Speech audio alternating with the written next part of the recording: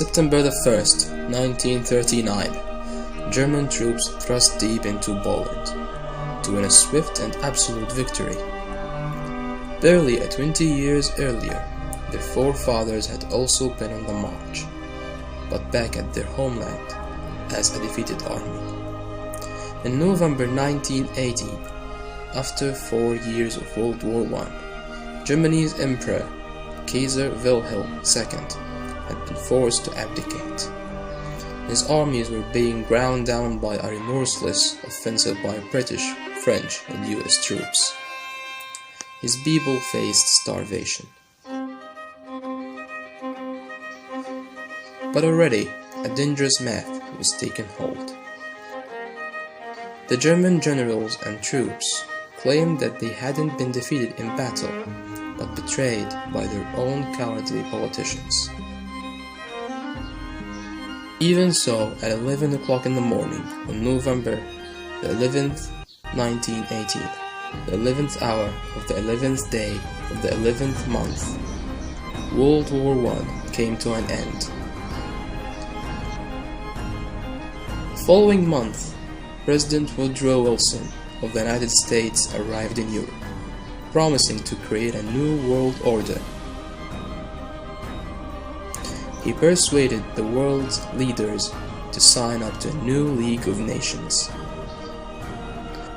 But the Treaty of Versailles, they agreed that from now on disputes between countries would be resolved, not by fighting, but by debate in the League.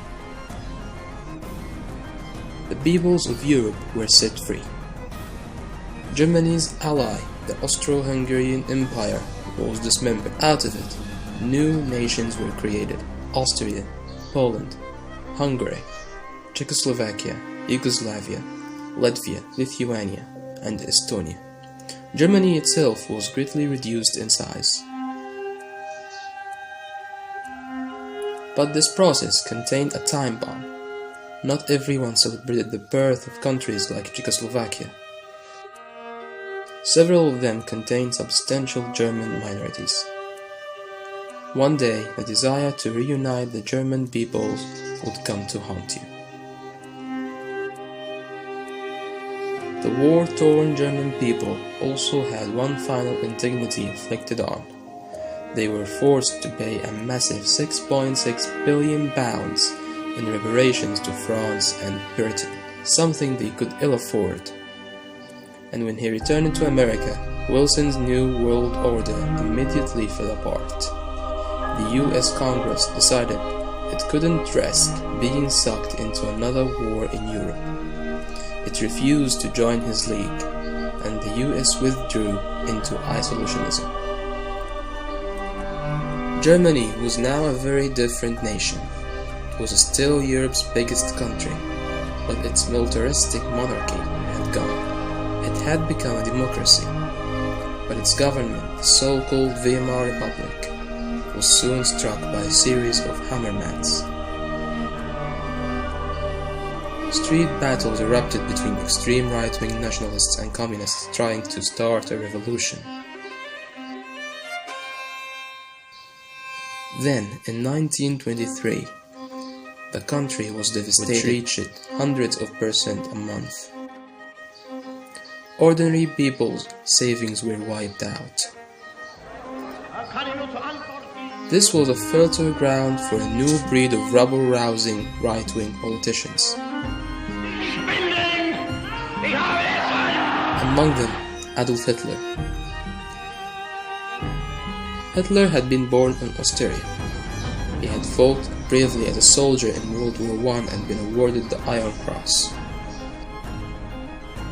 On returning to Germany, he settled in Munich, and his fiery oratory soon enabled him to seize control of the small National Socialist, or Nazi Party. In October 1923, Hitler and his henchmen attempted an armed coup against the Weimar government. It failed, and he was sentenced to 9 months. In prison, he wrote a book, Mein Kampf, My Struggle. in which he blamed Germany's hills on the Jews and demanded that it rebuild its strength and seek new territories in the east. On his release, he set about building the Nazis into a proper, disciplined political party. From now on, he would use the democratic system to achieve power. But for the next 5 years, Weimar Germany prospered. Support for extremist parties left and right dwindled. Then sudden Hitler's opportunity arrived.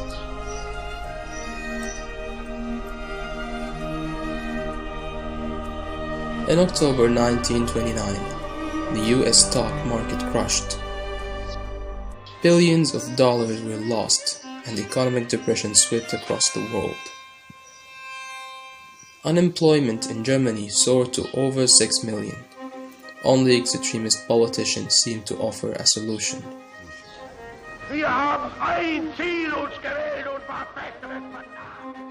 Politicians like Hitler.